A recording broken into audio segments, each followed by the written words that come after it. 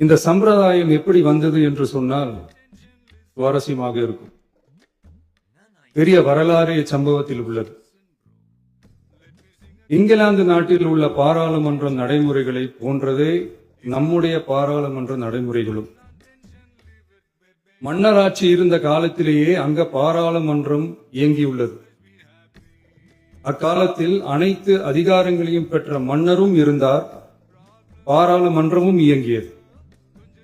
அங்கே மன்னர் ஒரு பணியை செய்ய வேண்டும் என்று விரும்புவார், பாராளுமன்றம் அவருடைய விருப்பத்தை பெரும்பாலும் நிராகரிக்கும். மன்னர் விரும்பிய காரியத்தை பாராளுமன்றம் நிராகரித்து விட்டது என்கிற செய்தியை மன்னருக்கு சொல்ல வேண்டியவர் பாராளுமன்ற தலைவர், ஸ்பீக்கர் என்பார். பாராளுமன்றத்தின் கருத்தை மன்னரிடம் சொல்ல வேண்டியவர் ஸ்பீக்கர். அதற்கு துணிவு வேண்டும். சில பணிகளை செய்வதற்கு தான் பாராளுமன்றத்தின் அனுமதி வேண்டுமே தவிர அந்த ராஜ்யத்தில் உள்ள எந்த பிரஜைக்கும் மரண தண்டனை விதிக்கும் அதிகாரம் மன்னருக்கு உண்டு.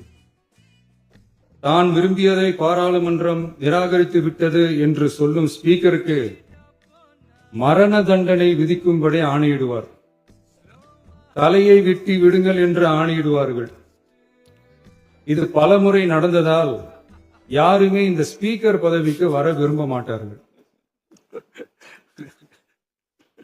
எனவே புதிதாக பாராளுமன்றம் அமையும் போது ஸ்பீக்கர் பதவிக்கு ஒருவர் அறிவிக்கப்பட்டவுடன் அவர் உடனே தலை தப்பித்தால் போதும் என்று ஓட்டம் பிடிப்பார். அணை முன்னவரும் எதிர்கட்சி தலைவரும் அவரை தடுத்து நிறுத்தி அவர் கைகளை பிடித்து இழுத்து வந்து ஆசனத்தில் அமர வைப்பார்கள். இதுதான் அந்த காலத்தில் இருந்து வந்த மரபு. ஜனநாயக முறை ஏற்பட்ட பிறகும் இம்மரபு தொடர்கிறது. நிச்சயமாக தமிழக வெற்றி கழக உறுப்பினர்கள் அனைவருமே உங்களுக்கு உதவிகரமாகவே இருப்பார்கள் என்கிற வாக்குறுதியை இந்நேரத்தில் அளிக்க விரும்புகிறேன்.